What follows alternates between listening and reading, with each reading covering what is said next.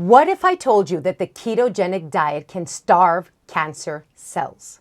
Yes, you heard me correctly. What if the ketogenic diet, possibly in our wildest imagination, could actually starve cancer cells? Is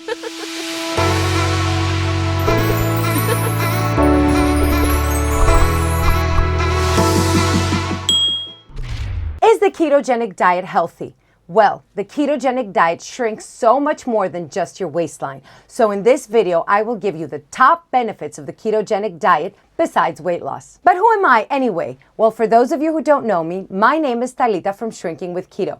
And throughout my ketogenic journey, I have lost over 190 pounds and reversed my type 2 diabetes. Now, throughout this journey, I have helped and coached plenty of people reach their goal, and I hope to do the same for you. One of the first benefits of the keto diet is blood glucose control and regulation. On the standard American diet, we consume large quantities of food with a high glycemic index. According to NHS UK, the glycemic index, and I quote, is a rating system for foods containing carbohydrates. It basically shows how quickly each food affects our blood sugar glucose levels when that food is eaten. Carbohydrate foods that are broken quickly in our body cause a rapid increase in blood glucose, meaning they have a high GI rating. The ketogenic diet is by default a low carbohydrate diet.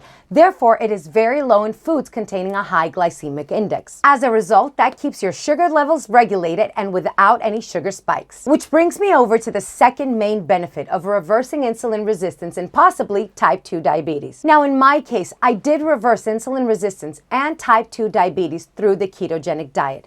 But let's see how this is done. Every time we eat, our pancreas produces insulin in order to take the blood sugar from our bloodstream and put it in the cells and the tissues where it actually belongs to be used for energy. Now, if we eat without having given our body the chance to burn through the previous fuel, then our pancreas is going to produce more insulin. And if we keep eating, the more we eat, the more insulin we produce. And this creates a resistance. And that is a vicious circle that turns into obesity and insulin resistance. If you want a more detailed video on how to reverse insulin resistance and type 2 diabetes, you can check both of those videos above. So how does a ketogenic diet help with this? Well, not all foods spike insulin at the same level.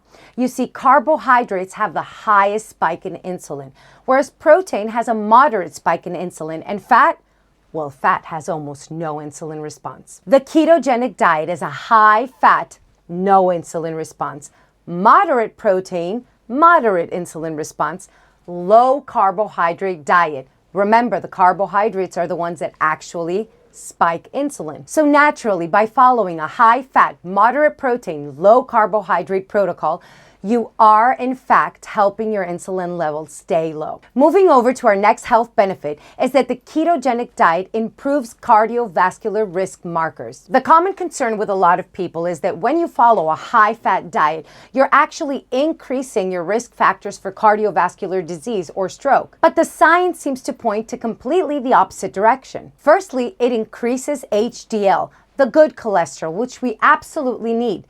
Then it goes on and it reduces triglycerides, which actually are debated to be even more dangerous than the LDL. But finally, and most importantly, it affects the size of the LDL particle. It increases the number of larger and fluffier LDL particles, which are believed to be less damaging to the walls of our arteries. And as we mentioned before, it also reduces high blood pressure. Now, if you want to know more about keto and cholesterol, you can go ahead and check my video above, where I also explain how glucose plays a major role in this.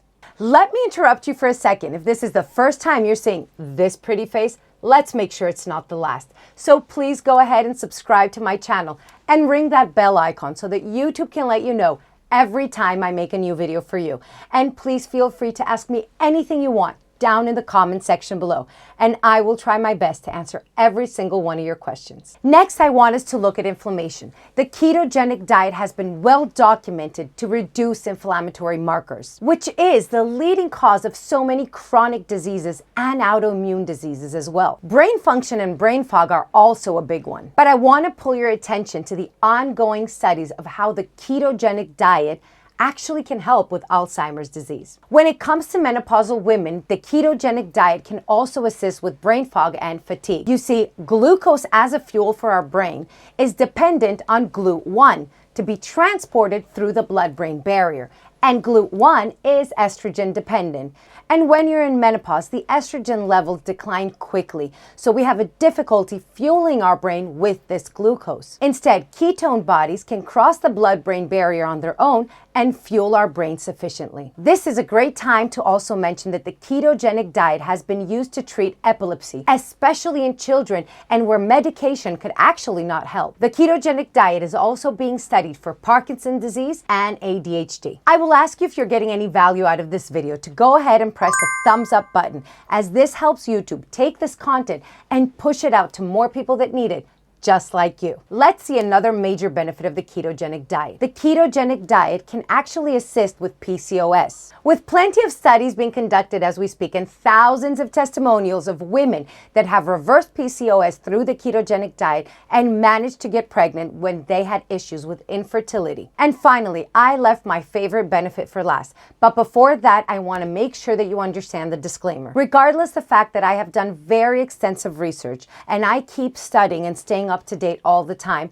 I'm not a doctor, and you need to consult with your doctor, especially for this last one. What if I told you that the ketogenic diet can starve cancer cells? Yes, you heard me correctly.